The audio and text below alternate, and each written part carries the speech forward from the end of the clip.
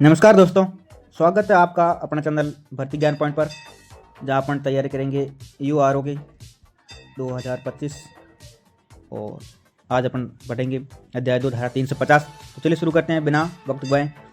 तो इसमें अपन पहले बात करते हैं धारा 7 की, जो नगर पालिका की अवधि के बारे में अपन बताती है कि नगर पालिका की पदावधि कितनी होगी। और धारा 8 बताती है कि नगर पालिका का शासन किसमें निहित होगा। और धारा 9 ये बताती है कि वार्डों का विभाजन किस अनुसार होगा, या वार्डों का विभाजन कैसे होगा। तो अपन सर्वप्रथम बात करते हैं धारा 7 की कि नगर पालिका की अवधि कितनी होती है। तो अवधि साथ ही 5 साल होती है। वो अवधि कब से गणी जाएगी? नगर पालिका के कार्यकाल की पहली बैठक से तारीख की गिना जाएगा और 5 साल तक उसकी अवधि होगी। यदि नगर पालिका कोई 5 साल से पहले भंग हो जाए तो उस नगर पालिका का चुनाव 6 माह के भीतर करवाना आवश्यक है। कितने माह के भीतर? 6 माह के भीतर करवाना आवश्यक है। अब अपन बात करते हैं धारा 8 की, नगर पालिका का शासन किसमें निहित होगा। तो वो नगर पालिका बोर्ड, नगर परिषद और नगर निगम होगा। और ये शासन इनके अध्यक्षों के माध्यम से ही संचालित किया जाएगा, अध्यक्षों के माध्यम से। अब बात करते हैं अपन धारा 9, वार्डों का विभाजन। तो वार्डों का विभाजन कैसे किया जाएगा? वार्डों का विभाजन होता है जनसंख्या के आधार पर। प्रत्येक वार्ड की जनसंख्या के समानुपाती होता है।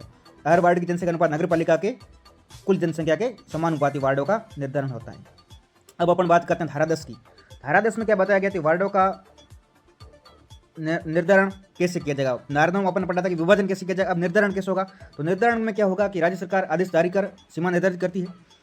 निर्धारण शुरू कहाँ से होता है? तो उत्तर पश्चिम में कौन से शुरू होता है, ये महत्वपूर्ण चीज़ है। उत्तर पश्चिम में कौन से निर्धारण शुरू होता है? SC ST OBC महिलाओं के लिए आरक्षित वार्ड होते हैं। और आरक्षण चक्रानुक्रम पद्धति से हो सकती, रोटेशन पद्धति से आरक्षण निर्धारित होता है। ये तो आपको बता दिया।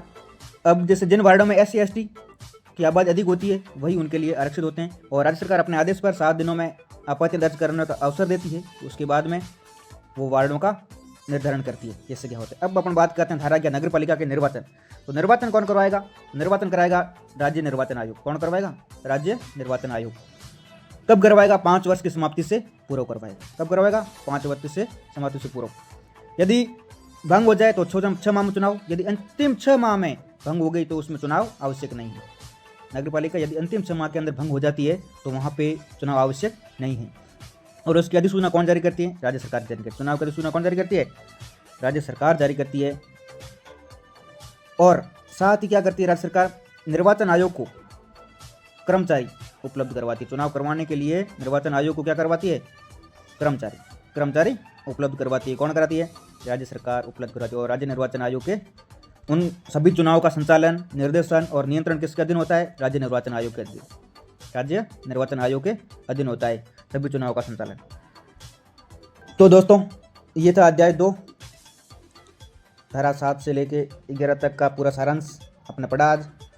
यदि आप साथियों को वीडियो अच्छा लगा हो तो लाइक करें, कमेंट करें और चैनल को सब्सक्राइब करना भी न भूलें। और जुड़े रहिए हमारे चैनल भर्ती ज्ञान पॉइंट से, जहां हम आपको भर्ती से जुड़ी हर जानकारी और तैयारी करवाते हैं। चैनल को सब्सक्राइब कर लें, लाइक करें, कमेंट करें और अपने साथियों के साथ शेयर करें। जय हिंद।